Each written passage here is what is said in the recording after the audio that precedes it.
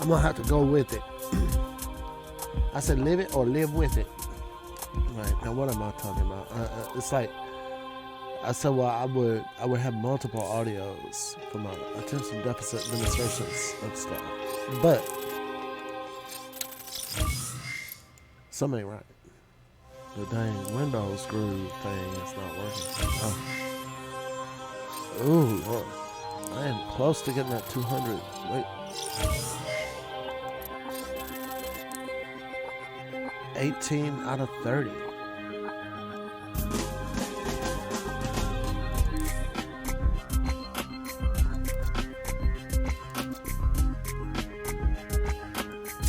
Let's see what we got coming on.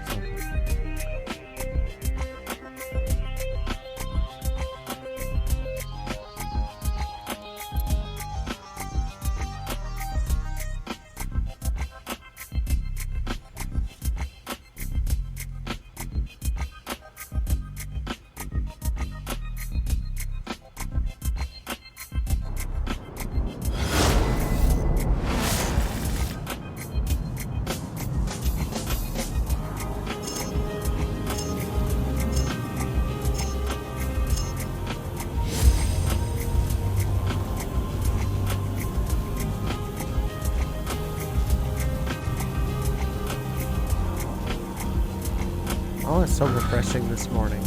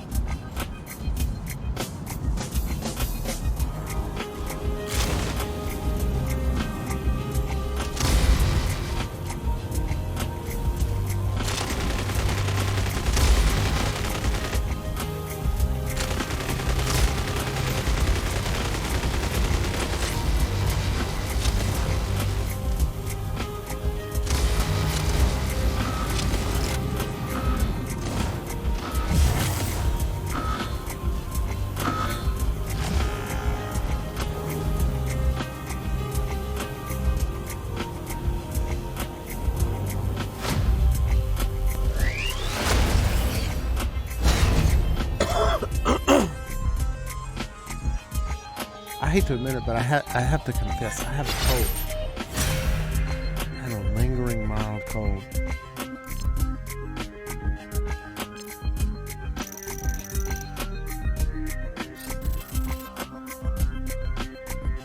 Feeling pretty good.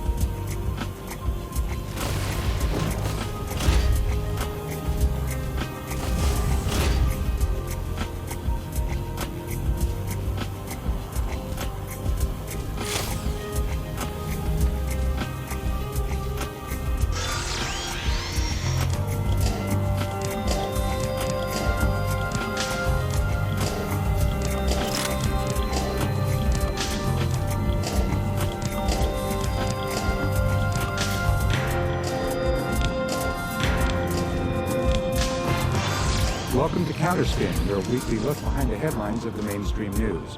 I'm Steve Rendell, here with Peter Hart.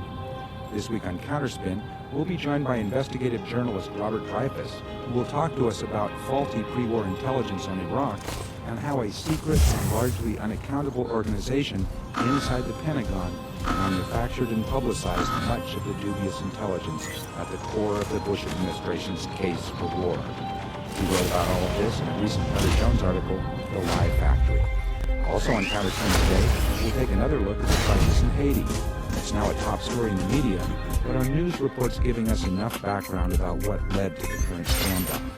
We'll ask Mary Turk, editor of Connection to the Americas, a publication from the Resource Center of the Americas in Minneapolis. All that's coming up, but first we'll take a look back at the week's press. On February 24th, George W. Bush announced that he would support an amendment to the U.S. Constitution that would ban gay marriage. The discussion in the media was often a tactical one, which parts of Bush's base this would appeal to, and so on. But some TV pundits took things a bit further than the facts would seem to allow. On the February 24th broadcast of the Fox News special report with Rick Hume, Fortune magazine's Jeff Birnbaum explained that Bush was advocating a consensus position, a comment that drew approval from NPR's Mara Liasson, who's often considered a liberal on that Fox show. Asked to explain himself, Birnbaum added, quote, "I mean, the polls indicate that people are strongly in favor of marriage between a man and a woman," close quote. If Birnbaum is saying that most Americans are opposed to gay marriage, some polls suggest he may be right. But Bush was advocating for a constitutional amendment, of course, and that's not the consensus position. A survey from the University of Pennsylvania, for example, has 48% opposing an amendment, compared with 41% in support. A Time CNN poll earlier this month had the numbers a little closer, but nothing that would suggest a consensus. The point the Fox pundits were making was that Bush was just responding to the will of the people. With little evidence to back that up. Most economists credit Bush's tax cut rebound, was the headline from the February 17th USA Today report. You think a story following such a loaded headline would support his claim? That is, you might expect that USA Today had actually canvassed enough economists to show that most credited Bush with the economic rebound, which raises another of the headline's assumptions. The economy said to be in Man. But USA Today reporter Paranada Payne quotes exactly one economist, Balance Kevin Kelty my of the My desktop is a mess, too. who says the Bush tax cuts were one contributing factor in the recent higher economic growth rate. However, Kelty also warns that the cuts' long-term effects would hurt the economy The only other economist quoted on whether the tax cuts are the rebound is Harvard's Benjamin Friedman, who tells USA Today, quote, "There were so many things going on for the past few years.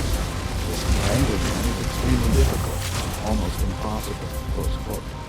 So the USA Today report tells us nothing about what most economists think.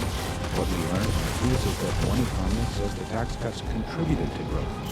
Another says it's hard to tell. In other words, there was nothing in the report to justify the catchy and uplifting headline. And finally, Bill Moyers has announced that he will be leaving his PBS show Now in November. The show has been targeted by conservatives for being too liberal, and it still seems very likely that Republican lawmakers intend to make Moyers an issue when they discuss reauthorizing government funding for public broadcasting. In the event, Moyers' departure gave some right-wingers reason to smile. Fox News Channel's Bill O'Reilly was happy with the news, pointing out on his February 20th broadcast that, quote, "Our pal Bill Moyers is quitting his show over at PBS. Few people watch it," quote. The day before, the Associated Press noted that Moyers' program gets about 2.6 million viewers. The wildly popular O'Reilly Factor, though, gets about, 2.5 million viewers, and that's on a good night. In fact, according to Television Week, Nielsen ratings at the end of 2003 show O'Reilly averaging fewer than 2 million viewers a night. Not that anyone's counting. Thanks, Peter. You're listening to Counterspin, brought to you each week by the Media Watch Group FAIR. FAIR also publishes a magazine called Extra. I'll be giving subscription information about Extra later on in the show.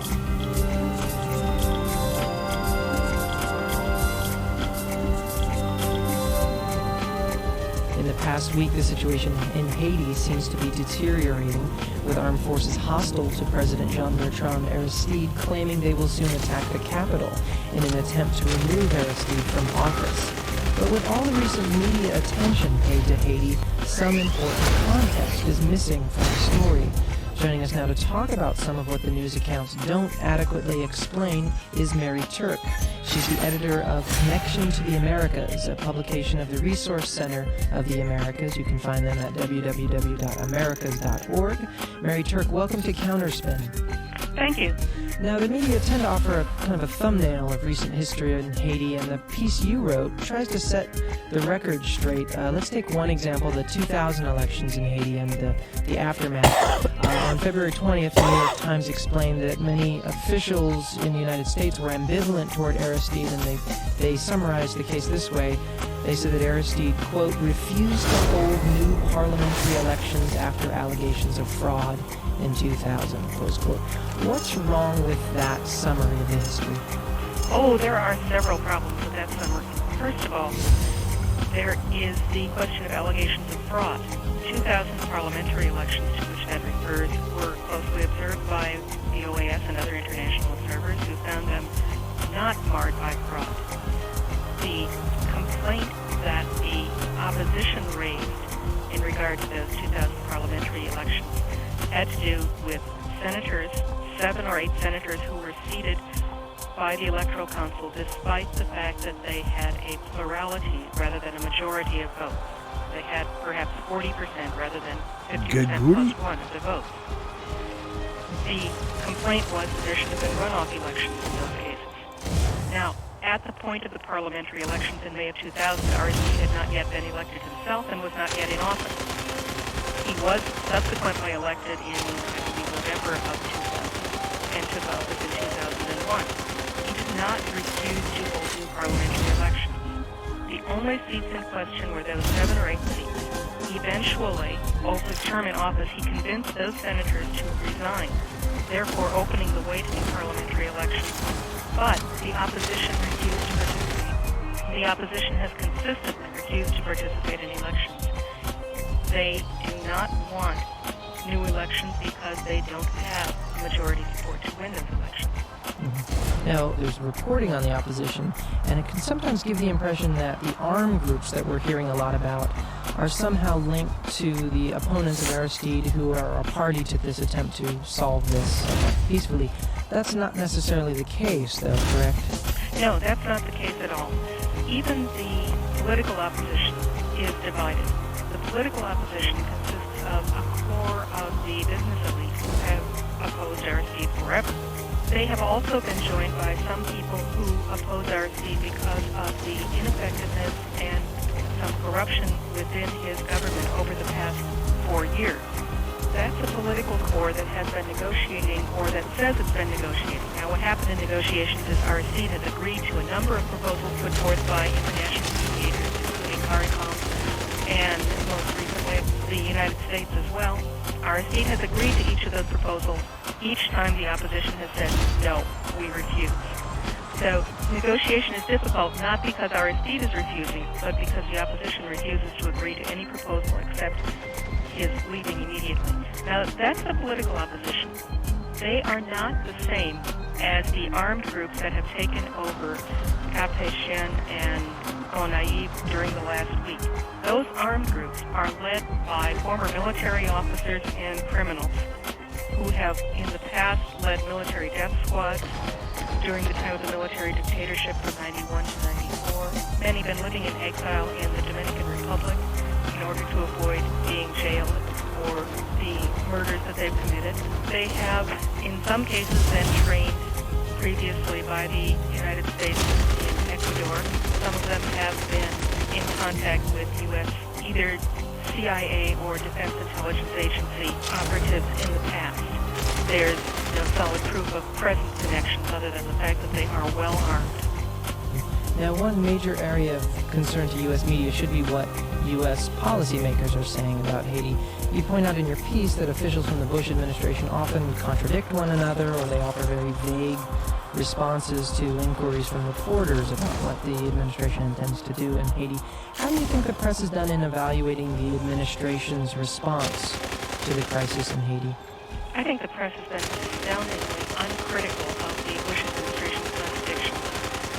I have read on the same day statements by Secretary of State Colin Powell saying that we will not support the forcing from office of a democratically elected president, which RSD clearly is, and statements by Richard Boucher saying, well, it's Wow. probable that the government would have to change, and that would mean the consequence would be RSD stepping down. There's no attempt that I have seen in the mainstream media to highlight these contradictions, but that's not unusual. The mixed signals that are being sent, particularly those signals that the U.S. is not going to lend any real support to Aristide's government, are somewhat encouraging to the opposition, particularly the armed opposition, but also the opposition that is supposedly negotiating. Well, the opposition that is, I hate to say the opposition that's negotiating, but the opposition that people are trying to negotiate with has always had substantial U.S. support. Members of the opposition for years, member groups for years, have had funding from the National Endowment for Democracy through the National Republican Institute. International Republican Institute. Right. They have had U.S. connections and U.S. support, even when the United States sent troops in 1994 to end the military government and reinstall Aristide as the elected president at that time. U.S. troops and U.S. officials reported that it was easier to deal with the opposition than with the Lavalas, the supporters of Aristide, because the opposition just understood how to talk to them better. They weren't poor and uneducated. So the opposition has always enjoyed substantial U.S. Mary Turk, as you're watching this story unfold, what else frustrates you in the media coverage of Haiti, and are there any outlets you think are doing a better job than others? Let me take the second part of that question first. I think that Democracy Now!, Amy Goodman's show, has done an absolutely outstanding job of coverage on the situation in Haiti. They've given in-depth reports. They have had interviews with various people who are familiar with the situation. Maxine Walker of the Congressional Caucus. They've done a very good job. Unfortunately, most of the mainstream media have done the kind of crisis response, ignoring me until blood is shed and then moving into oversimplified situations. I have been pleasantly surprised at the Miami Herald frequent in-depth coverage. However, they have done a much better job than any of the other mainstream press. It's interesting that you mentioned the Miami Herald because they sought to answer one of the basic questions, namely, how many people are in this armed opposition in the streets? You don't see very many media accounts try to answer that question. And the Herald came to the conclusion that there were no more than 250 armed rebels in this opposition movement right now. Finally, Mary Turk, what else concerns you about the coverage of Haiti right now? The pattern has been to fault Aristide for every breakdown in negotiation, to say that negotiators are trying to get President Aristide to agree to a political solution. That completely ignores the reality. Aristide has repeatedly agreed to negotiator proposals, and it's the opposition that has refused any negotiations. We've been speaking with Mary Turk. She's the editor of Connection to the Americas. That's a publication of the Resource Center of the Americas. You can find them on the web at www.americas.org. Mary Turk, thanks for joining us this week on Counterspin. Thank you.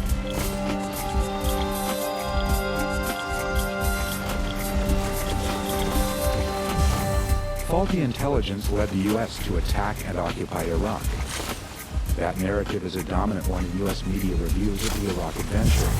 As a February 8th New York Times editorial put it, quote, "The risks of waging preventive war on the basis of faulty intelligence have become so starkly evident," close quote. In the media storyline, CIA professionals are often singled out as the source of the bum steer. This sort of mistakes were made narrative is one that largely lets the White House off the hook and ignores an increasing body of evidence suggesting that Bush administration officials concentrated in the Pentagon manufactured the case for war by touting disinformation, dubious intelligence, and questionable sources. All this while often ignoring conflicting information and caveats. Investigative journalist Robert Dreyfuss has been looking into the faulty intelligence story for some time. His piece, The Lie Factory, is co-written with Jason Vest and appears in the latest edition of Mother Jones magazine. It can be read online at motherjones.com. Welcome back to Counterspin, Robert Dreyfuss. Thanks, I'm glad to be here. Robert, when David Kaye announced that he didn't think they'd find weapons of mass destruction in Iraq, he was adamant that the administration was misled by the CIA and that intelligence was not shaped or distorted by the Bush administration. Much of the media discussion followed that same line, but your article suggests that there's a lot more to the story. Tell us a little bit about what you found. Well, I think the most important thing is that while the CIA probably did not get very much right about Iraq, they were at least convinced, most of the intelligence agencies, that there was a lot of doubt, that there were a lot of things they didn't know. The doubts got completely erased in the policymaking circles, and in particular, the Pentagon, which set up its own little sort of rump intelligence unit called the Office of Special Plans under Douglas Feith and the Pentagon bureaucracy, not only was responsible for deleting these doubts, but they had some value added too. They added in their own spin and their own intelligence, part of which came from Iraqi exiles, part of which came from their own staff, which was doing its own intelligence. And they created talking papers that ended up wildly exaggerating the threat that Iraq allegedly posed to both the United States and to its neighbors. And that information went directly to Vice President Cheney's office and to the White House. And I think it led the administration in the direction of going to war, because that was the war they already wanted. In other words, the idea that they were invading Iraq based on faulty intelligence has it exactly backwards. They had already decided they wanted to invade Iraq. So the intelligence was then used to justify a pre-existing policy. And for Bush to argue, or anyone else to argue, that the administration went to war based on faulty intelligence is just plain silly. They would have gone to war in any case, but they were afraid to make the argument that Saddam Hussein is a bad guy, and therefore for reasons of national strategy, for reasons of oil, for reasons of Middle East policy and protecting Israel, for all these reasons, we're going to invade Iraq. That probably wouldn't have sold either to the American public or to Congress, so instead they picked on this threat argument. So, Robert Dreyfuss, can I assume that the Lie Factory referred to in the title of your piece refers to this internal Pentagon Office of Special Plans? Yeah, it started right after 9/11. Oh, I'm going to get you with my weakest smack. 9/11, they set its unit up, and it wasn't called the Office of Special Plans then. It had a different name. It went from being something like 2 or 3 people, and it expanded and brought in contractors and consultants, and eventually took the name Office of Special Plans, which incorporated this intelligence unit. That's what became basically the War Planning Office at the Pentagon. And then after the war last summer, it was disbanded. And from what you report, they pushed out analysts that weren't going along with the program. They really purged anybody who wasn't part of the zealous team of missionaries that believed in the war. These people were forced into retirement. Just because I just saw it. Some of them just quit in disgust. And they brought in people, ironically, who were not intelligence experts. People who Go Girl, Dirk ideologues, Hartpeck, but who were Jodorowsky, and Oberlander. I know all these skilled people. at either intelligence collection or analysis. And so what they did is they took these piles and piles of information with thousands of little data bits, and they picked out the ones that supported the case for going to war. And they discarded all the rest. And any intelligence conclusion is based on evaluating all of the information, a lot of which is going to be contradictory. Some of it's based on forged documents, on lies, on misinformation, on just plain old honest human mistakes.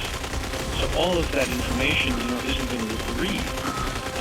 And the job of an intelligence analyst or a professional is to look at it all and say, here's my conclusion, and here's the reasons why my conclusion isn't 100%. So I give this a certain, percent validity. Well, this office didn't do that at all. They just basically said, we're gung-ho for war, and Iraq is an enormous threat to American national security. And all of the junk that we heard about unmanned or aerial vehicles striking the United States and Iraq building its nuclear program and importing, WMD-related materials, all of that was Iraq. In your reporting of this, Robert Dreyfus, you conducted a lot of interviews, and one that was particularly compelling was one you did with a certain former Air Force colonel. Tell us about that story briefly. Her name's Karen Kwiatkowski. She was a lieutenant colonel in the Air Force, and she worked inside the Pentagon in the Near East South Asia Affairs Office, which is where this Office of Special Plans took shape. And so she watched it all week by week, taking shape. And she was horrified by it. She's gotten some renown lately. She's written articles herself for magazines, and she's been interviewed by news media. She is a tremendously courageous whistleblower because she's a conservative, not someone who's some sort of fuzzy-minded liberal. She was, however, shocked by what she calls the neoconservative cabal that was shaping the way this office operated, and in particular by the intervention of people like Dick Cheney's staff director Louis Libby and others who were tasking or assigning jobs and missions to this unit, which is highly unusual. It's an office that should work down deep in the bowels of the Pentagon, and here's the Vice President's office operating on a day-to-day basis in touch with that. So she saw all of this, and she decided to talk about it. I think she's one of the people that, if I were starting an investigation in the Senate of this, I would call it first and say, come and tell me what you know. Robert Dreyfus, at this point, it seems that some very good reporting has come out of mainstream media, particularly from the Washington Post. But some critics suggest that the Post hasn't pushed its reporting to the front page often enough. Even Washington Post ombudsman Michael Gephardt wrote recently, quote, make sure you read page A17 or wherever the next piece of the puzzle appears, close quote. Why is somebody with zero the priority the media very has top given of to this story MBA? so far? Well, I think it has Disconcerting? gotten somewhat lost. I think for two reasons. One is it got lost because the aftermath of the war was so catastrophically bad, with an insurgency and a complete mess and a seemingly completely bumbling administration, U.S. administration over there, that's become the main story. And then second, it is sort of obvious that Bush and Cheney were saying WMD for months and months and months, and we got over there and they weren't there. So what else can you say except, well, we didn't find them and they were wrong. So I think they sort of lost the handle on how to investigate the wrongdoing. I think the core of the problem is the media is unwilling to look at the government and say that there's conscious malfeasance happening. They much prefer to say this was a mistake or this was just incompetence or conflict of interest or all kinds of other things that are more, more easier to swallow than to say that someone was out there deliberately manufacturing evidence. I mean, one of the most obvious cases is no one has really investigated who forged those uranium documents. I mean, there's no argument that those documents were deliberately forged by someone. It wasn't a mistake. And finding out, what we know about who forged them, and I believe that somebody in the intelligence system here knows, is something that reporters ought to be just leaping into. And except I don't see that too many people are even asking the question. And there are other questions like that I think have just been ignored, and in part, because reporters follow the official investigations, and now there have been several efforts by the Republicans in Congress to intimidate investigations and say, well, there's nothing there. The chairman of the House Intelligence Committee has pretty much said that point blank. And, so I think to the extent that the official investigations are turning into cover-ups, then I think the media is finding it difficult to get these kind of more explosive charges onto the front page. You've appeared on Counterspin before discussing Iraqi National Congress leader Ahmed Chalabi and his unreliability. A recent Knight Ridder story points out that, in spite of the fact that defectors and witnesses put forth by Chalabi's INC, quote, exaggerated what they knew, fabricated tales, or reproached by others what to say, close quote, the U.S. intends to continue funding the INC's intelligence gathering. The Knight Ridder story hasn't received much attention in other media now. What are your thoughts on this part of the story? Bear in mind that we only have a few seconds left, Robert. Well, we're not just funding him, we're supporting him to become the next president of Iraq. I mean, here's a guy who's a long-term historic crook and bank embezzler.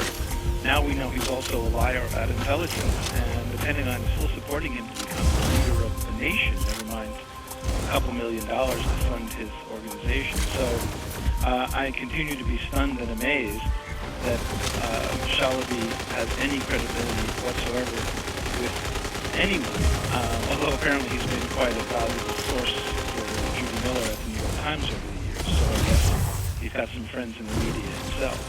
We've been speaking with investigative journalist Robert Dreyfuss. His article, The Lie Factory, co-written with Jason Best, appears in the current issue of Mother Jones magazine. It can be read online at motherjones.com. And you can read Robert Dreyfuss's regular commentary at his blog at tomking.com. His blog is titled The Dreyfuss Report. Thanks again for joining us, Robert Dreyfuss. Thank you, I enjoyed it.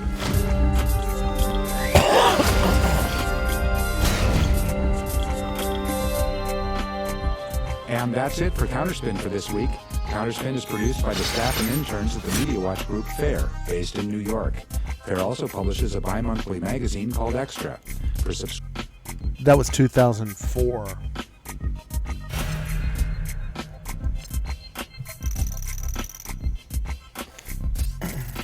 Wow, I was at Georgia State University.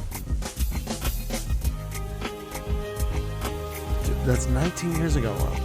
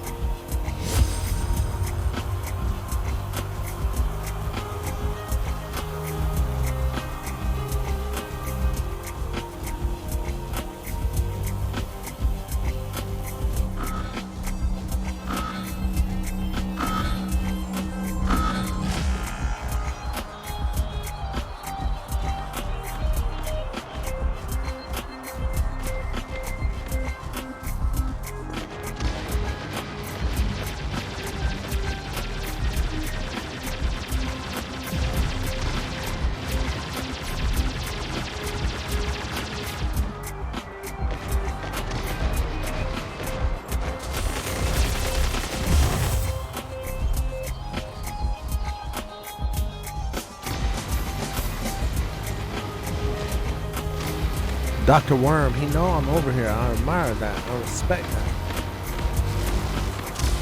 But he don't want to jump down there with all his hit points gone. Ooh, what is happening? We're just being totally taken over. Are you guys not capturing any control points? Don't you need your control point coins? This guy's like right over my head.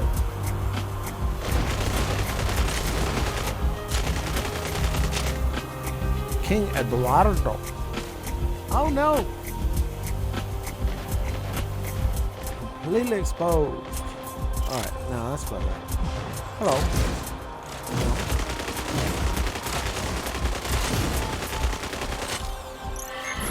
Oh no, I'm dead.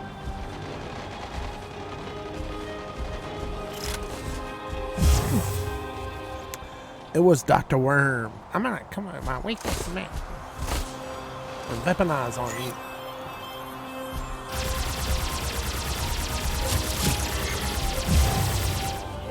Ha.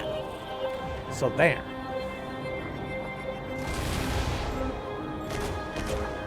Where do I even go now? I don't know. I've lost my purpose of meaning behind life.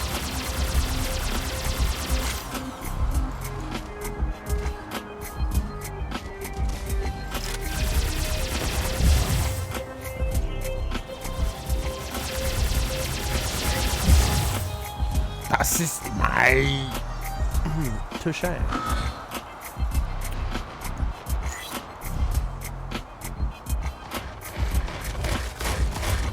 Where's that stop? Thank you. Oh, damn.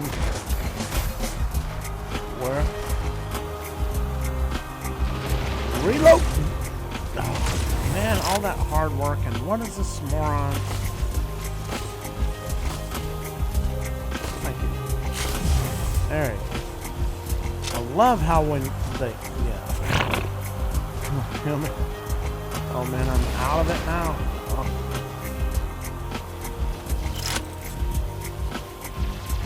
Why are these guys in a huge cluster? My God. Well, I'm dead if I step on those. That's just my.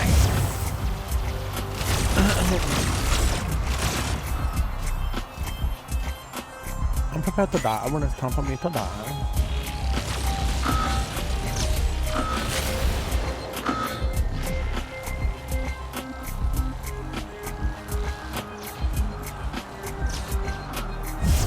Oh, wormy doctor.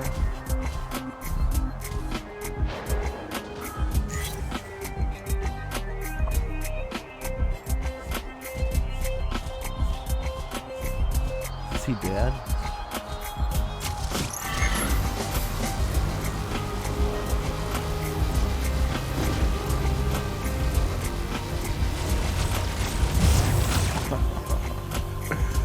Got me again and again and again.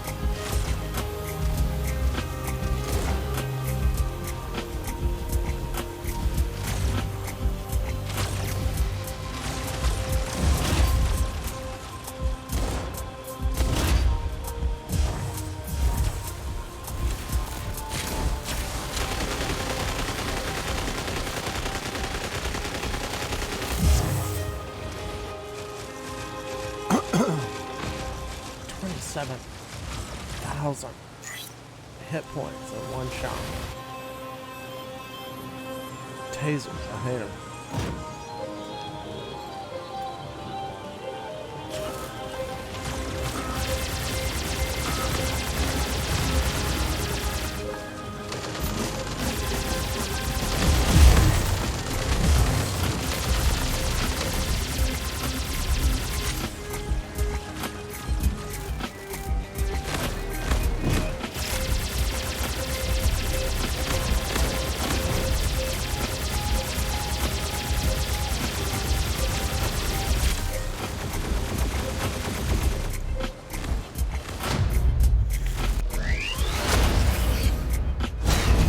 Wow, how did that happen?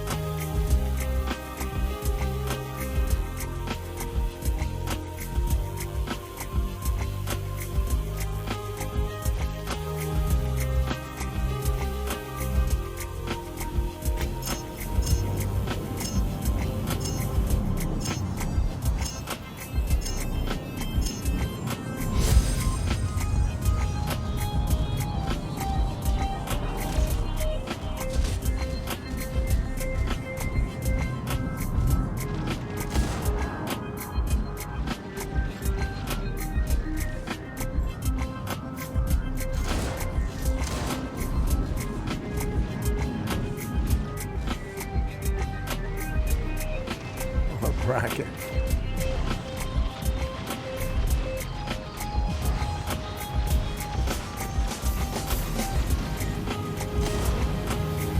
Stupid. Yeah. That's better.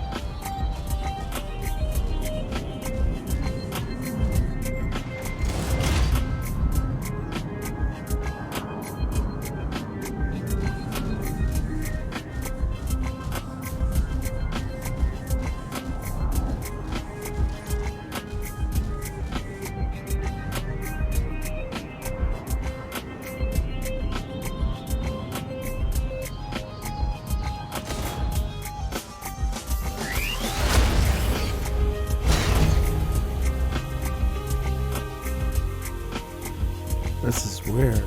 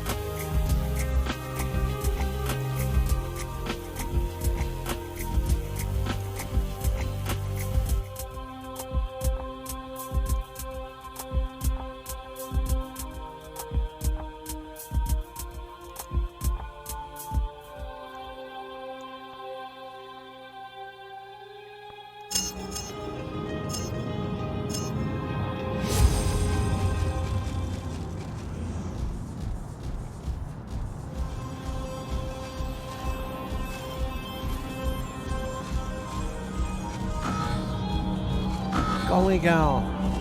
Hey. She doesn't notice it.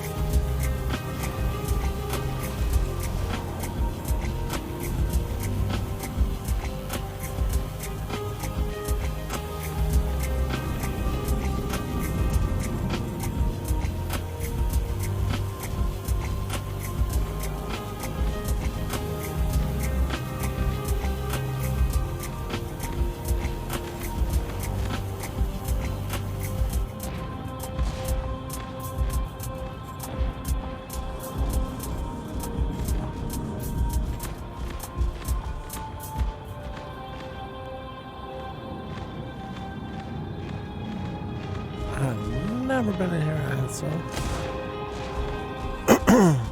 little action. Oh, he's gone.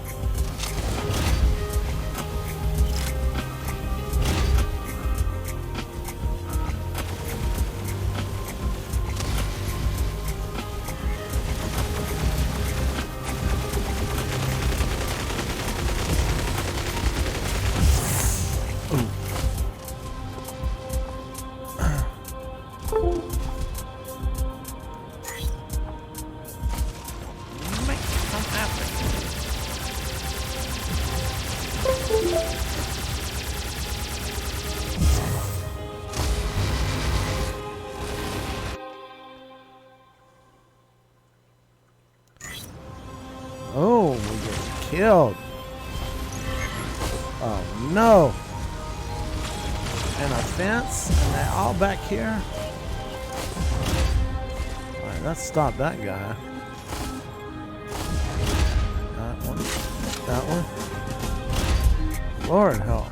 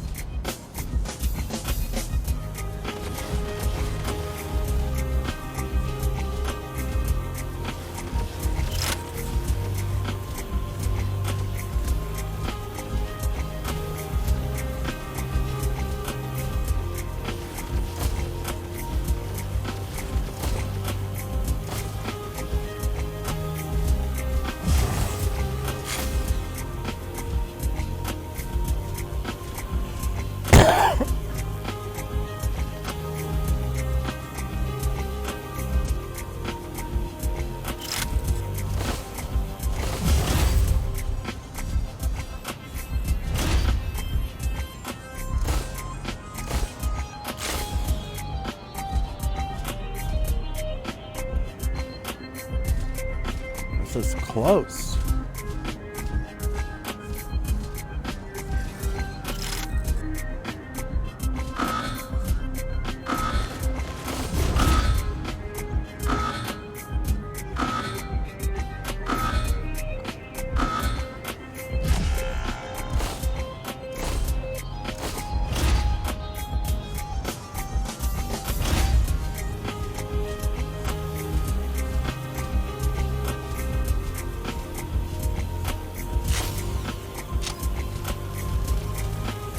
About to die if he comes over here. Well, please don't kill me. Please.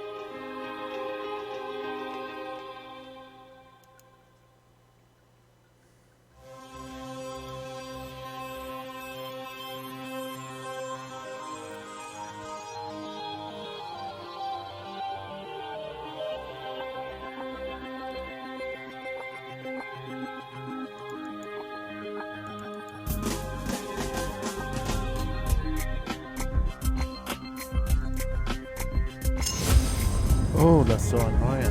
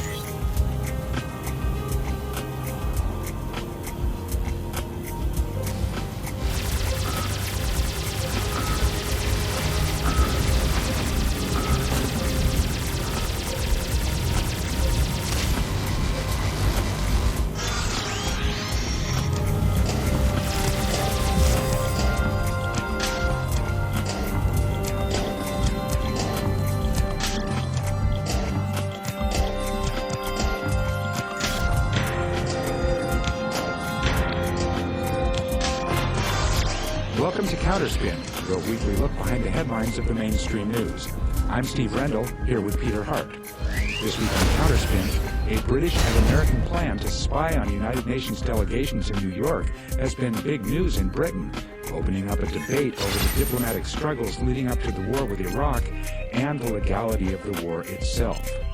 The U.S. media, though, has hardly batted an eye at the story.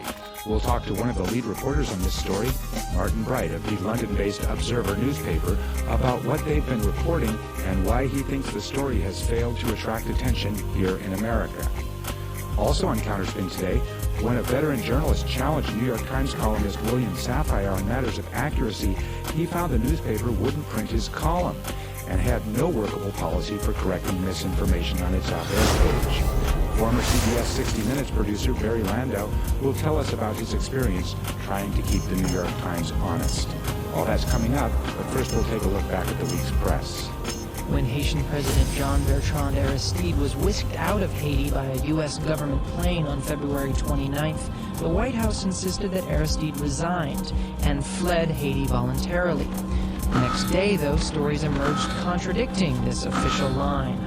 Human rights activist Randall Robinson and Congresswoman Maxine Waters each reported that Aristide told them he'd been the victim of a coup and was taken away from Haiti under duress when U.S. authorities told him they would not protect him and his family if he stayed. Whatever the truth, with such controversy swirling around this story, ABC's Nightline oddly chose to make Assistant Secretary of State Roger Noriega its lone guest on March 1st.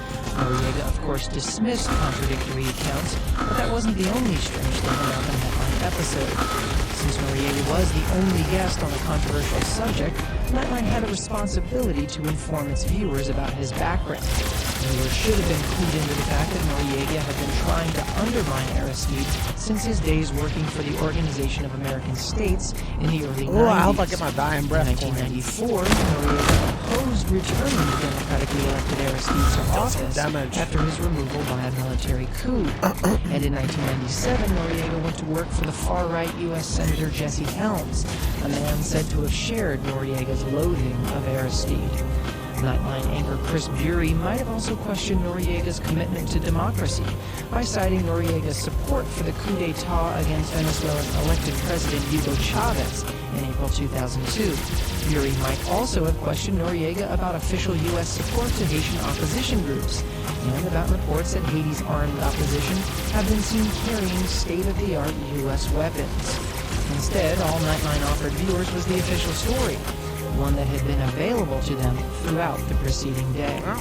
Federal Reserve Chairman Alan Greenspan caused a stir on February 25th when he apparently announced that Social Security was in financial trouble.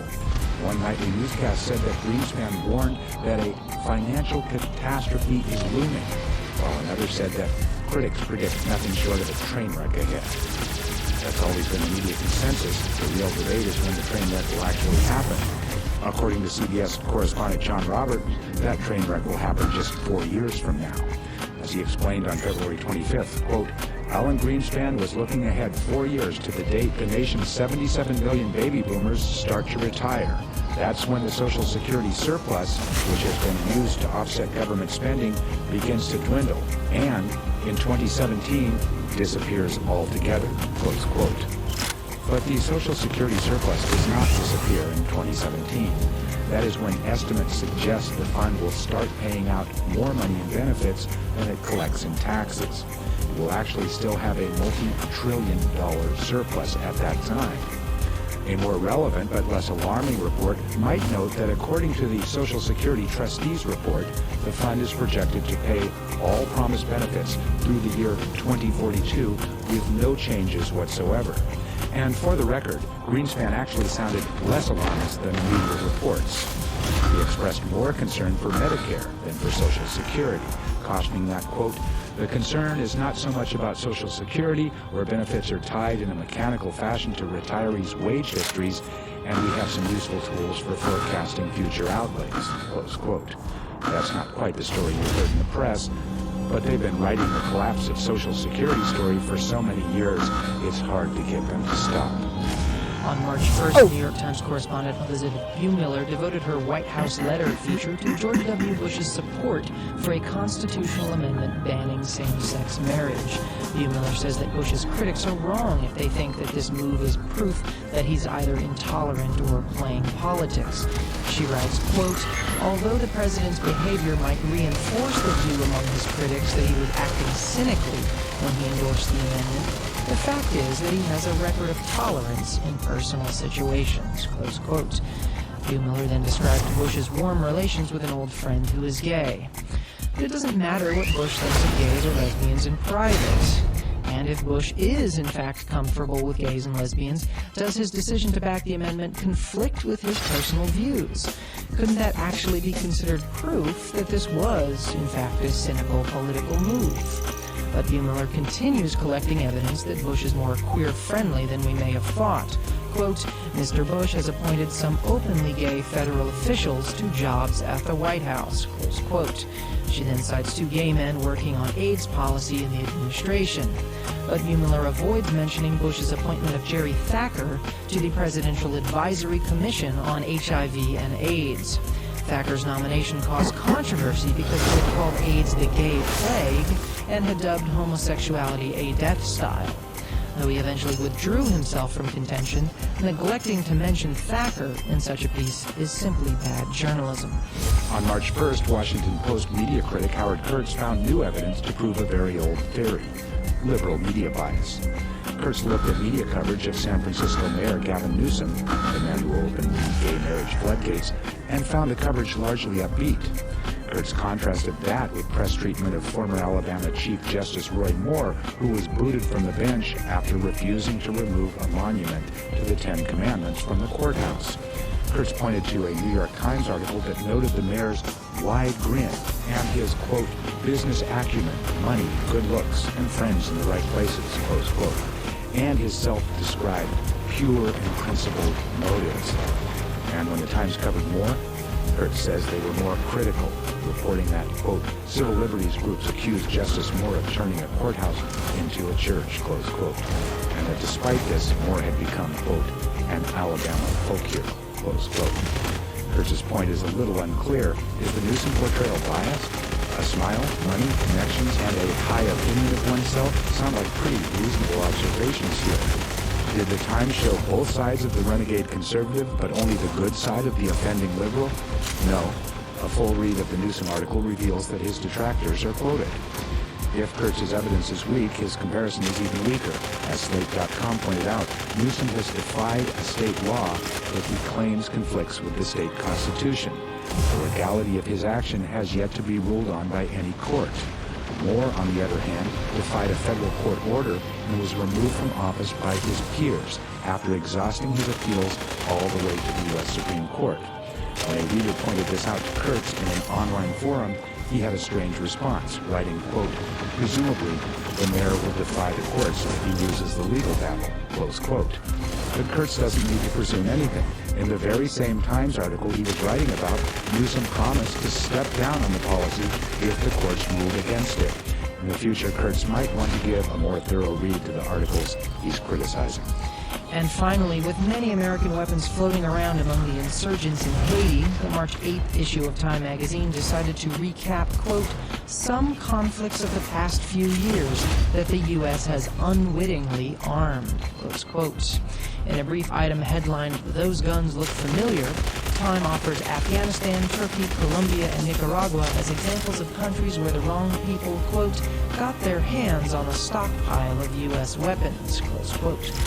The idea is that in a given country, weapons were supplied to one group, the good guys, and somehow they ended up in the hands of another group, the bad guys. The Time neglects the fact that these supposedly different groups are often hard to distinguish from one another.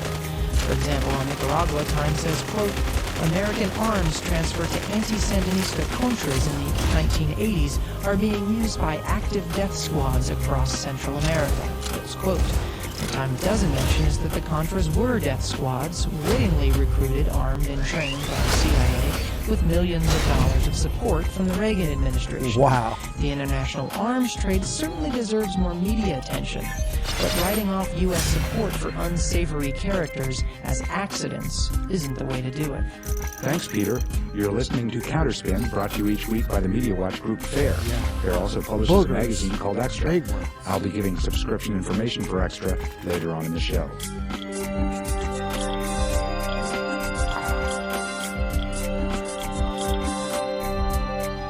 For the past year, British newspapers have pursued allegations of U.S. and U.K. spying at the United Nations during the run-up to the Iraq War.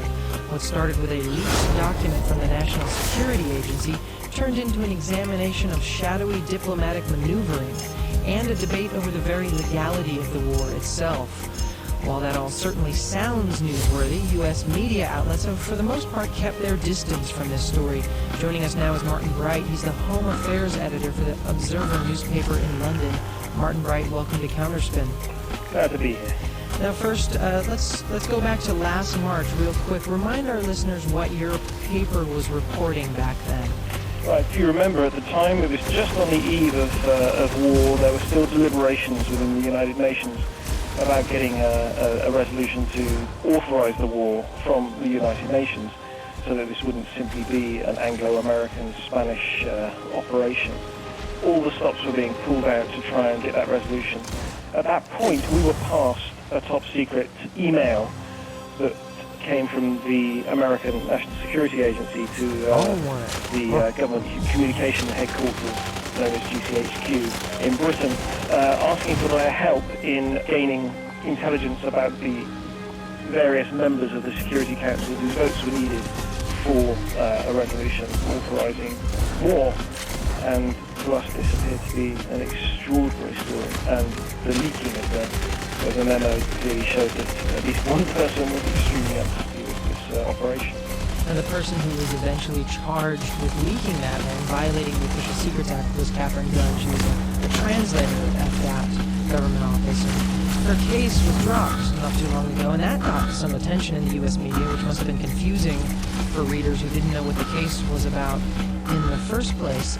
What do you think was potentially at stake in the Katharine Gun trial if the government had gone on with it? I think we pretty much know that. We know that had the trial of this young woman, she was a 29-year-old translator of Chinese at the GCHQ, and we know that lawyers acting for her would have demanded documents from the British government about the legal basis on which they went to war. The argument was that Katharine Gun herself argued that she tried to stop the war, that by leaking this memo she had to raise the issue with the members of the Security Council that were being spied on. She hoped that would stop them voting for a resolution to war, and that the British government, without a resolution, would not go to war. She was hoping to see the legal advice, or her legal team was hoping to see the legal advice from the British government, demonstrating whether the British government thought they would go to war without a second United Nations resolution. And increasingly, it looks like the advice was, until the very last minute, that such action would be unlawful.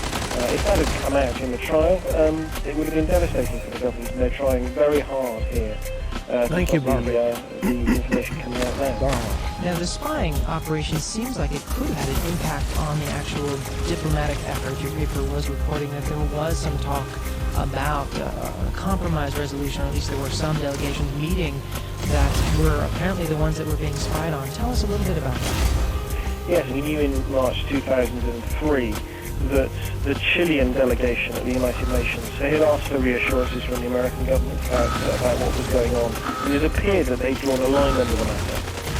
What then happened was the Chilean ambassador to the United Nations and his friend, the Mexican ambassador to the United Nations, earlier this year, demonstrated that they had really not been happy at all about the spy operation, especially as they had been attempting at the very last minute to forge a compromise resolution that would have given at least a delay to action in Iraq.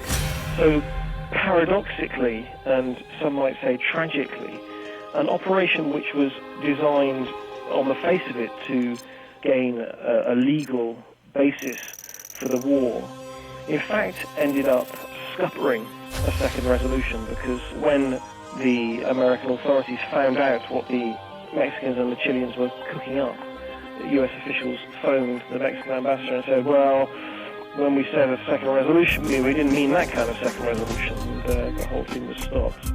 Now, there have been some new spying allegations that have kind of kept this story alive. Claire Short, who resigned her cabinet post to protest Tony Blair's decision to go to war, recently claimed that UN Secretary General Kofi Annan was also a target of this spying operation. That seems like big news. What effect did her story have in Britain? Well, I mean, it had the effect of moving the story on, keeping the issue alive. Some might say that Claire Short, who resigned after the war, was a little less courageous than this young translator, and that perhaps she should have come forward on the eve of war and risked all as this young woman did. Ouch. But what it meant was that the story didn't die with the end of the Kathleen Gunn trial, and carried on, embarrassing the government. Now, we ran a story this Sunday just gone, saying that we now have a very good source telling us that there was a specific section of... Man, this is just not my day. Do I need to go on break, have a cigarette break, give me something on that, and a this coffee? story's moving all the time. And the U.S. press has done very little with any of this information in response to the Observer's scoop. Last year, there was a Washington Post story that was a headline, Spying Report What No are you Shock to doing? UN. The LA Times did a very similar Trying to story. distract me? Then after Claire Short came forward, a New York Times headline referred to spying at the UN as an old practice. What do you make of this dismissal that there's really no story here because there's always espionage at the United Nations? Well, yes, I mean, it's all very well being cynical, isn't it? But it's really amused me to watch as this story has developed, pundit after pundit, in a sort of machismo way, saying, oh, well, we always knew this happened. Well, actually, you didn't know it always happened. It's only when whistleblowers come forward and tell you what happens that you find out what happens. And it really has saddened me to see the paltry effort Something weird is going on with the this American press to investigate this. Clearly, if there was an operation specifically targeted at the so-called swing nations needed for a vote on the eve of war to, as the memo said at the time, to give the US an edge, then this is not just routine spying, the routine listening in on UN delegations. This is a targeted operation to get a specific result. And one of our biggest disappointments was when we first wrote this story. We have limited resources in British newspapers. We were really hoping that our American colleagues would run with this, pick it up, use their bigger resources to look into it, but instead they just rather cynically said, I mean, you know, these things happen, let's not bother actually being journalists and investigating what's going on, let's just allow things to carry on as they always do. I mean, what's extraordinary to me is that it's precisely the job of a journalist never to say, oh well, these things happen. It strikes me that it is constantly the job of a journalist to tell people what they should be shocked by. Now, finally, Martin Bright, there was another excuse that came out of this from some of the media. An editor at the New York Times explained that they didn't follow up on the Observer's reporting because they prefer to do their own reporting. And we heard a very similar explanation, in fact, the same explanation from someone at one of the network news outlets. Do you buy that idea? Well, they haven't done in this case. I mean, I haven't seen a single piece of reporting. I haven't had a single conversation with an American journalist that has led to any further information coming out from the American side. I had an extremely interesting conversation with the then UN correspondent of the New York Times, but she passed her information on to the so-called investigations team at the New York Times who did precisely nothing with it. There is so much more to come out, but we can't always rely on brave whistleblowers from Britain to hand on these top-secret American documents. There needs to be a little bit of work done on your side of the Atlantic.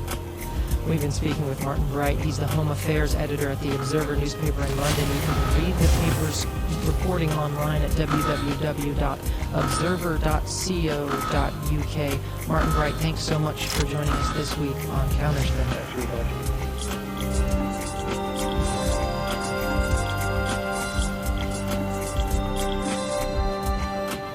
When our next guest, veteran journalist Barry Lando, noticed a pattern of inaccuracy on the part of New York Times columnist William Safire, He tried to do something about it, but he got very little cooperation from the paper.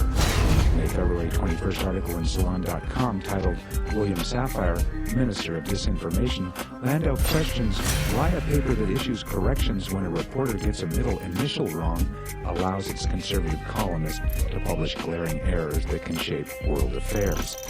Barry Landau, a former producer with CBS's 60 Minutes, joins us now from overseas in Paris. Welcome to Counterspin, Barry Landau. Hi there. Barry, I want to get to your experience with the New York Times in a minute, but let's begin with Safire. Describe, if you will, some of the inaccuracies you were trying to bring to the Times' attention. Well, the particular inaccuracy that I was trying to bring to the Times' attention dealt with Safire's attacks against France, but which I'll get to. But in general, it seemed to me that he was becoming, if you will, kind of a mouthpiece for leaks that's coming out of the White House or out of the top levels of the administration, and trumpeting their charges through his column, whether it be charges about al-Qaeda's supposed links with Saddam Hussein, or in the case that I got interested in, the charge that France was selling rocket fuel or rocket components to Saddam Hussein with the knowledge of the French government, that a French broker was doing that and that French companies were doing that. And of course this followed up on the line that the French now were disloyal. They were no longer allies of the United States, and it was something I wanted to look into. You found information that showed Safire's allegations to be wrong. Tell us a little bit about that. It wasn't that difficult. I went to the broker in Paris that he charged with having been a conduit for rocket fuel components getting to Iraq from China. It was a very complex story. And the broker really didn't deny having attempted to do what Safire charged. But what in fact happened was that the trade was never consummated because of the French government. The French authorities stepped in and stopped it cold. And this was something that Safire obviously didn't know and hadn't really tried to find out. But it put a totally new slant on the story. In other words, instead of going along with what was happening, the French government were doing their best to stop it. Well, there was another story, too, that you wrote about. That is a story that came from Doug Feith, working at the Pentagon, to the Weekly Standard, and then picked up by Safire. And this was about the alleged Prague connection. Right. Well, that was the leak of a memo that Feith had apparently prepared for a U.S. Senate Intelligence Committee. The memo really contained raw intelligence data, and it was Safire and Weekly Standard also glommed on to certain parts of it that purported, again, to show links between Saddam and al-Qaeda. But in fact, as I say, it was raw intelligence, and strangely enough, the memo came out of the Pentagon originally, and it was the Pentagon that came out and said that any charges that there had been links between al-Qaeda and Iraq are quote-unquote inaccurate. This is coming from Rumsfeld's Pentagon. Further, they said they deplored the leak as being illegal. So the story didn't hold water once again, and yet Safire had glommed onto it in an attempt to bolster the line of certain hardline elements of the administration. Well, now you've established that there was indeed a pattern of inaccuracies on Safire's part. Tell us about how you tried to bring all this to the attention of the New York Times. Well, what I was concentrating on at the time was, because before actually the Standard article had come out, was Safire's attacks against France. And because it wasn't just one column, it went on through 3 columns. At the time, it had a tremendous impact because I was following it also on the internet. And Safire's charges were being picked up and then being attributed not even to Safire any longer as they went around the world on the internet, but now to the New York Times, as revealed by the New York Times. So anyways, I wrote an op-ed piece to the Times, giving them chapter on verse on what was wrong with Safire's allegations, how they didn't hold water. And within a couple of hours, I got an answer back from the Times saying, gee, very sorry, but we don't run op-ed pieces that take issue with our columnists. So then they suggested write a letter to the editor. Well, no one reads the letters to the editors, and instead, within 2 hours or 3 hours of my having sent them that op-ed piece, out comes another column from Safire continuing exactly the same charges, building on them, and this time accusing President Chirac and the French government of being part of this whole thing. I found it difficult to believe that the Times, having been put on notice that the original charges of Sapphire were full of hot air, that they would continue and allow him to continue. But they did, and the next day both those columns were picked up by the International Herald Tribune, which has tremendous impact around the world, simply because the Tribune is owned by the New York Times, and the editors of the Tribune, who had also let know that Sapphire's charges were incorrect, they had no choice. They had to run those columns. More recently, in February, William Sapphire falsely touted a captured document as once again proving the Al-Qaeda Baghdad connection. Barry Lando, Sapphire has a reputation as a columnist who does a lot of reporting in his columns. What do you think this says? What is the lesson to be learned here from Sapphire's errors and from your experience with the Times? Well, the Times, the last time around when I went back to them with another op-ed piece recently, they stated flatly that their policy does not compel their columnists to correct their mistakes. In other words, the charges are out there no matter what. And whether they come from Sapphire or they come from other columnists as well, such as Krugman and Maureen Dowd have been caught out as well. In other words, it's not just from the right, but it doesn't make any difference. They are under no obligation to correct their errors. And if it were the Seattle Post-Intelligencer, maybe it wouldn't make that much difference. But when it's the New York Times, the world's paper of record, and these allegations are attributed to the New York Times, I think the Times has a special responsibility to act. We've been speaking with former 60 Minutes producer Barry Lando. You can read his article, William Sapphire, Minister of Disinformation, at Salon.com. Thanks again for joining us, Barry Lando. You're welcome.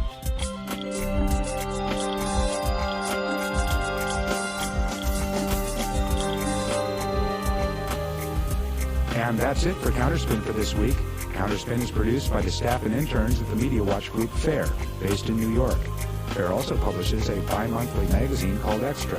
For subscription information, you can call the following toll-free number, 1-800-847-3993. That's 1-800-847-3993. Be sure to tell them that you heard about Extra here on Counterspin. You can also listen to Counterspin at FAIR's website at www.fair.org. This show was engineered by Alex Noyes at Mercer Media and co-hosted by Peter Hart and myself, Steve Rendell. Thanks for listening to Counterspin.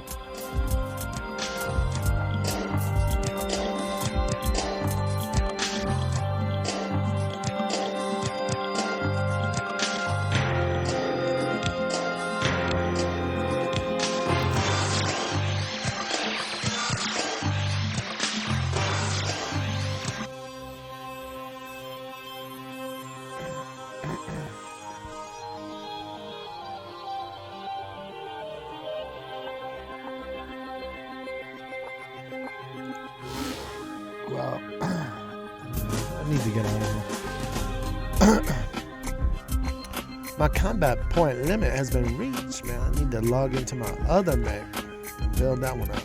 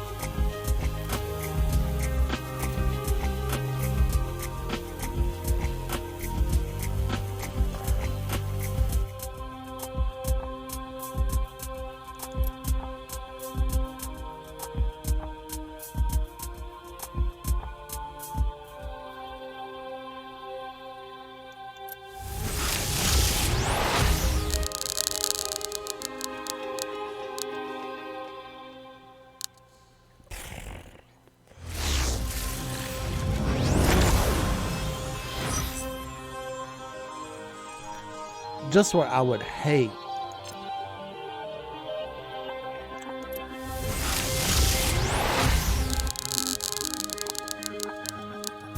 Come on, money.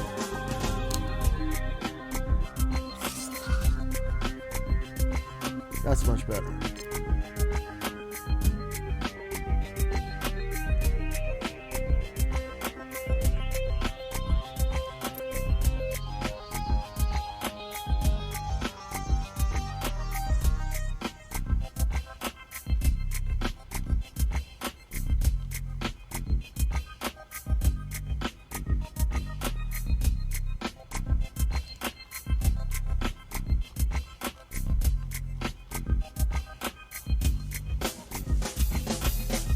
Alright, so we got what? 1, 2, 3, 4, 5, 6, 7, 8, 9, 10.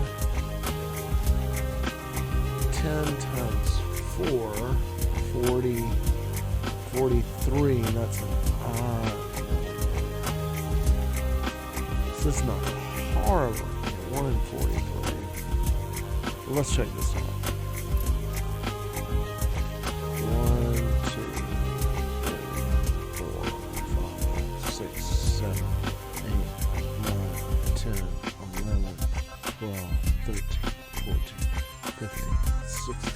17, 18, 19, 20, 21, 22, 23, 24, 25, 26, 27, 28, 29, 30, 31, 32, 33, 34, 35, 36, 37, 38, 39, 40, 42, 43, 44, 45, 46, 47, 48, 49, 50, 51, 52, 53, 54, 55, 56, 57, 58, 59, 60, 61, 62,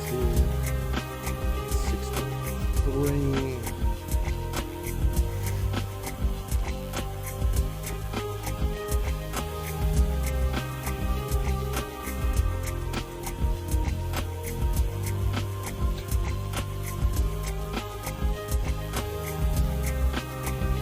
What is that? 252, 253.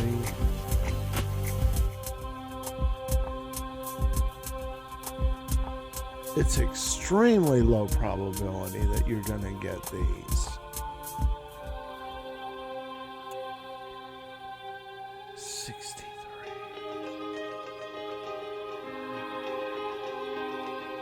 So, isn't that 252? I've got 63. 63 times 4 is 252, is it not? So the total number is 253 possible things when you spin this wheel. You're paying more to spin it.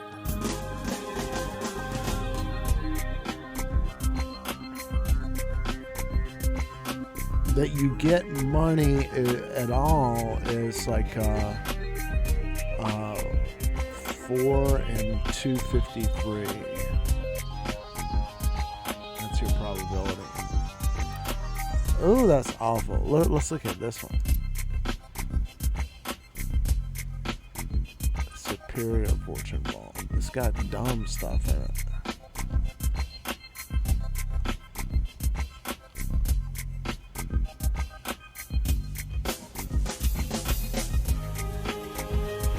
I don't even want to count. Man, there's no slider to give me kind of indication, but ooh, why would anybody? Okay, Anya.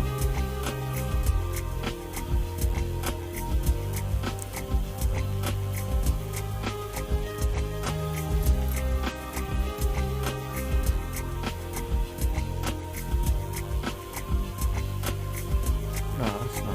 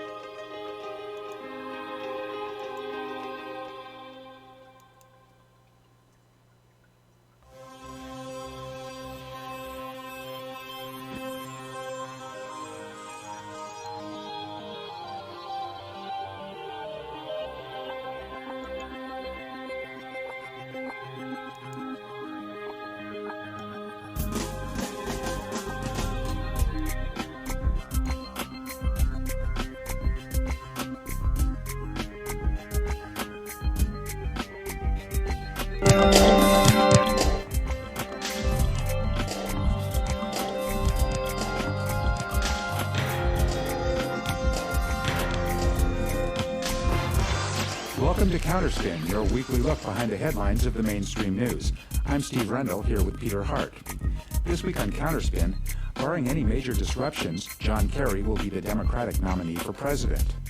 Bush campaign officials are going to work early on him in an effort to define Kerry for the voters. So how have the media handled the charges against Kerry so far? We'll talk to Bob Summerby of the Daily Howler. Also on Counterspin today, a brand new study from the University of Maryland Center for International and Security Studies gives U.S. media coverage of weapons of mass destruction low marks. We'll talk to the study's author, University of Maryland journalism professor Susan Moeller. All that's coming up, but first we'll take a look back at the week's press. There's hardly been enough media attention focused on electronic voting machines, but in the last 2 weeks, all 3 nightly newscasts have taken a look at how many citizens will be voting come November.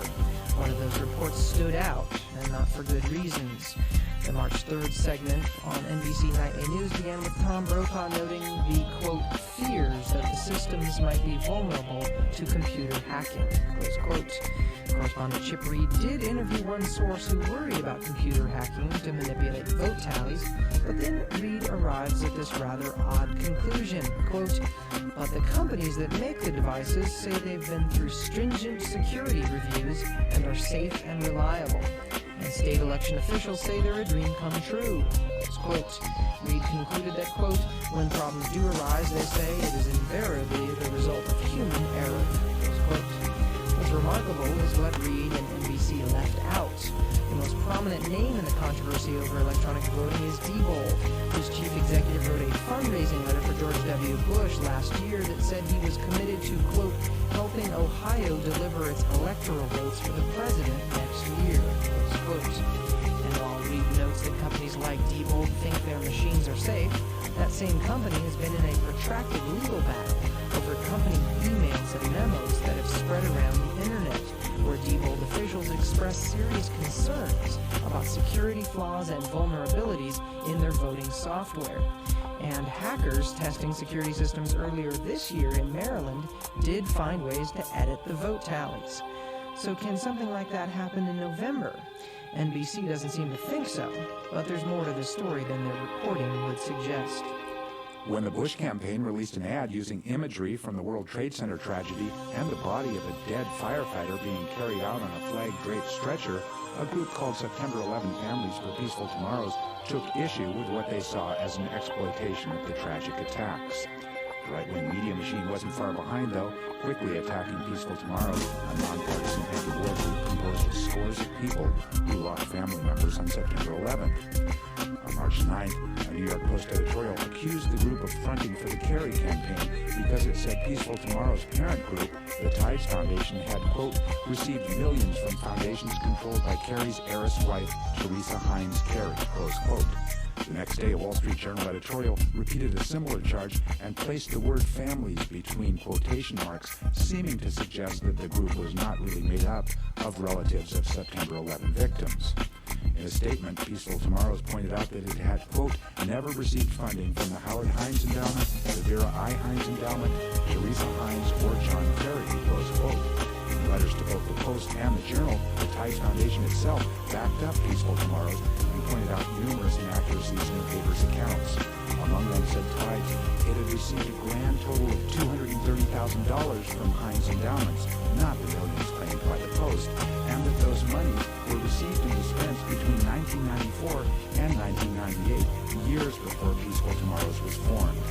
Furthermore, said Tides, Hines money was restricted to use for funding environmental and youth projects in western Pennsylvania. If that wasn't enough, the Tides Foundation pointed out it was not Peaceful Tomorrow's parent group. An independent offshoot of the foundation called the Tides Center provided office support work and accounting to Peaceful Tomorrows for a fee. Looking over the journalistic incompetence and factual wreckage of the Post and Journal editorials, one wonders how the writers even managed to get through the day. Democrats frequently blame Ralph Nader for costing Al Gore the 2000 presidential election. When the New York Times does the blaming, though, we we'd expect them to do the math to back it up. 2 recent Times articles have charged Nader with costing Gore the state of New Hampshire. A victory would have given Gore the presidency. The very figures they cite don't support their charge. Writing on the Times op-ed page on March 9th, Charlie Cook backs up his Nader spoiler charge with these numbers. Bush won New Hampshire by 7,211 votes. Nader received over 22,000. And national exit polls showed that if no third-party candidates had run, 47% of Nader's supporters would have voted for Gore, while only 21% would have voted for Bush. But if you distribute Nader votes to Gore and Bush along those lines, Bush still wins the state by about 1,500 votes.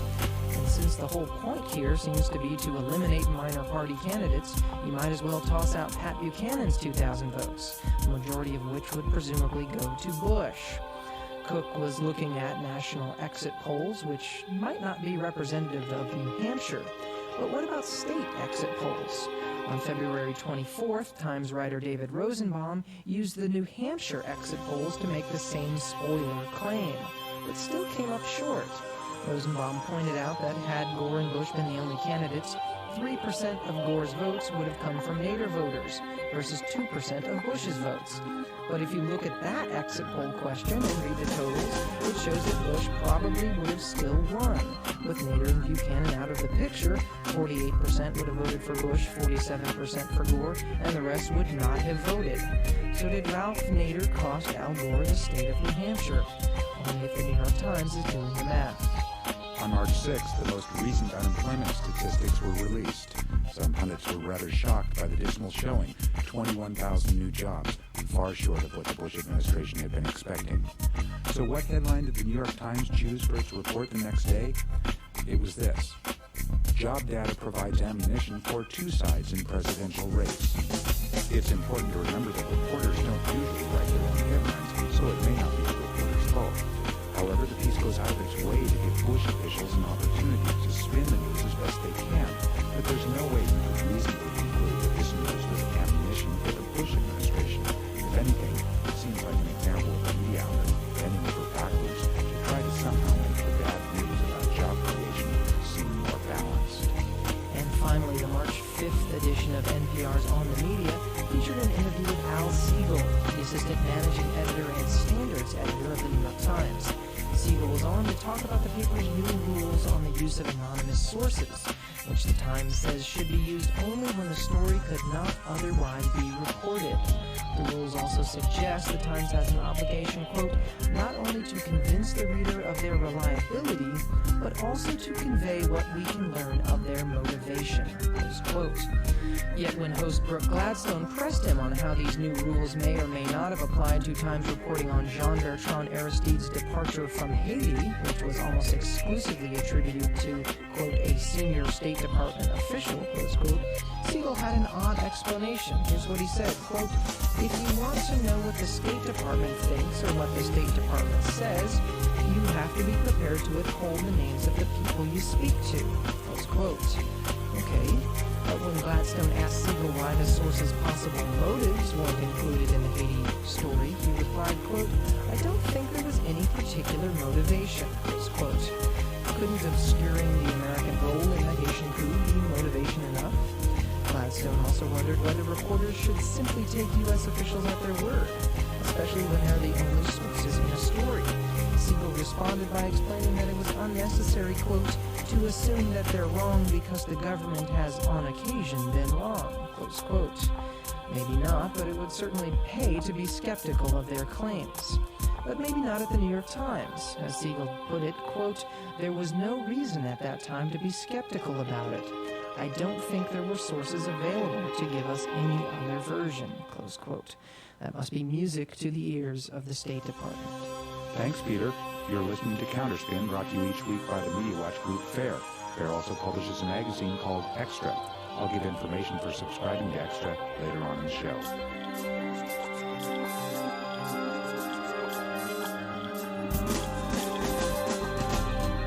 With the Democratic nomination fight all but finished, the Bush-Cheney campaign is now going to work on Senator John Kerry, part of an early effort to, as they like to put it, define the candidate. Republican operatives and even George W. Bush have begun citing what they claim are simply facts about Kerry's long record in Washington. So what's the job of the press corps in times like this, and how are they doing? We're joined now by one media critic who's keeping an eye on all of this. Bob Summerby is the author of the media watchdog website The Daily Howler, and he joins us now by phone. Bob Summerby, welcome back to Counterspin. Great to be back.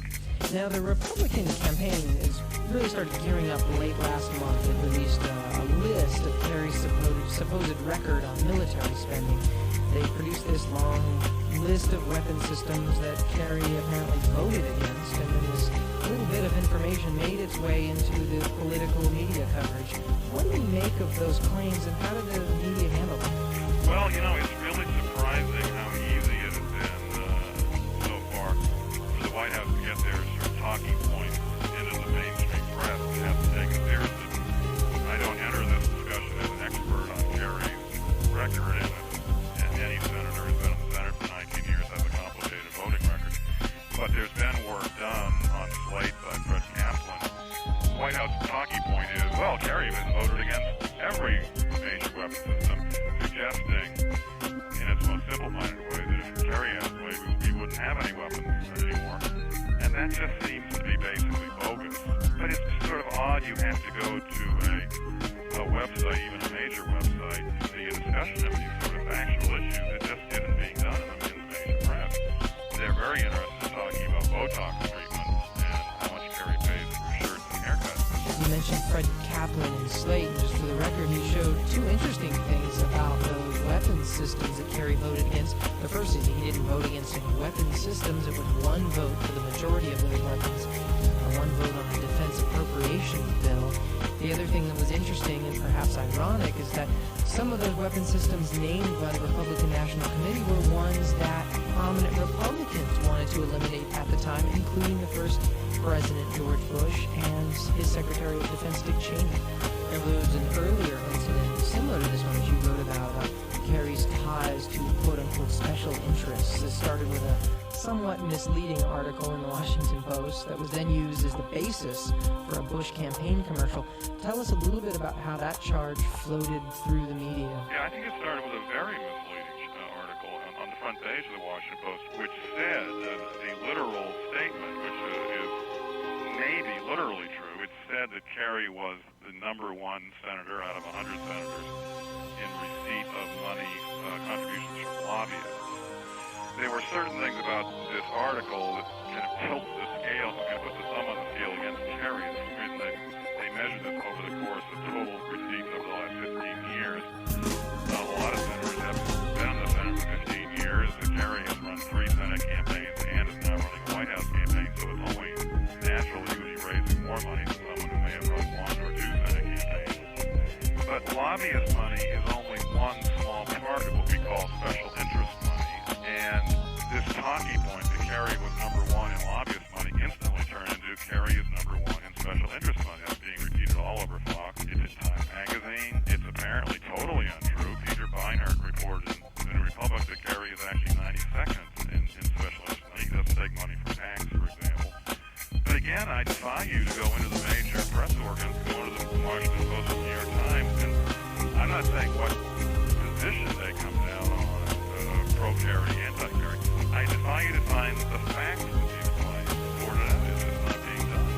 And as you point out, the claim about Kerry and special interest have kind of become media shorthand that pundits, TV pundits, discussing the race just refer to it in the course of conversation as if it were something that were true. The odd thing, I think, that is missing from most of those conversations is the obvious comparison to the amount of special interest money that George W. Bush is raising to run against Kerry. Well, yeah, that comparison was missing in the original Washington Post article. Now, there are certain explanations that are given as to why that's missing. The claim is, well, Kerry's the one who's claiming that he's going to put special interests out of business. So the actual charge is a charge of hypocrisy, not of necessarily being in the bag. But I think I would say what's so amazing in these to me is how easy it's been for the White House to establish established these talking points as almost instantly iconic. As you said, they're simply being repeated everywhere now.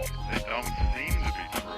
It's not completely clear what the facts are, but the press seems to have little interest in actually trying to get the facts. It's just these talking points were thrown out and quickly adopted, and they're sort of part of the standard description of Kerry. And the most recent line of attack against Kerry seems to be that he's a flip-flopper. He supported the war in Iraq, and he's against it. The same thing can be said by some for Kerry's support of NAFTA, the Patriot Act, and on and on.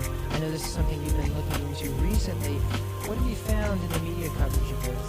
The New York Times did a front page article on that last Saturday, an exceptionally weak article.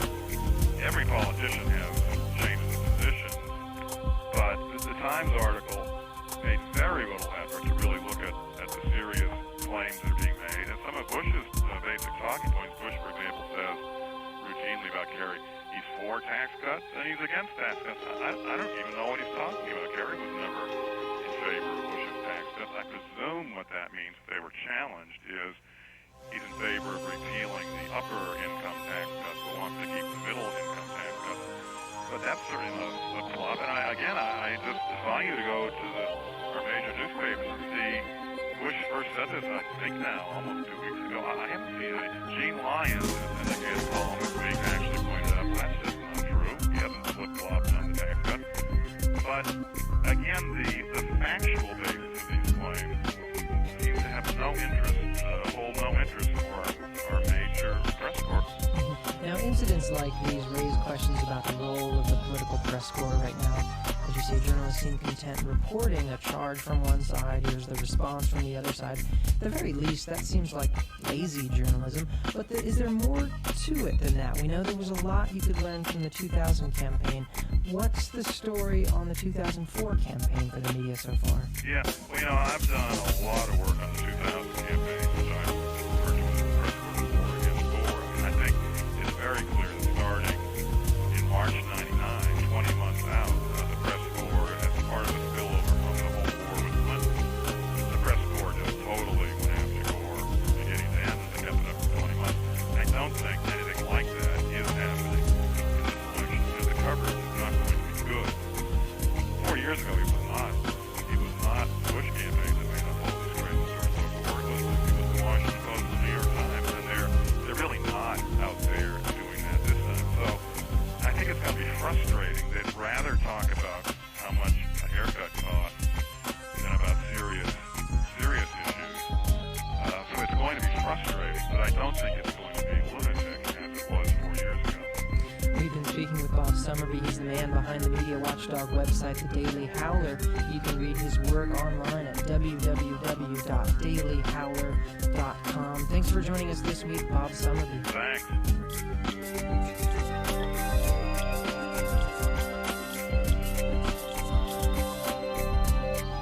A brand new study from the University of Maryland Center for International and Security Studies gives U.S. news coverage of weapons of mass destruction low marks.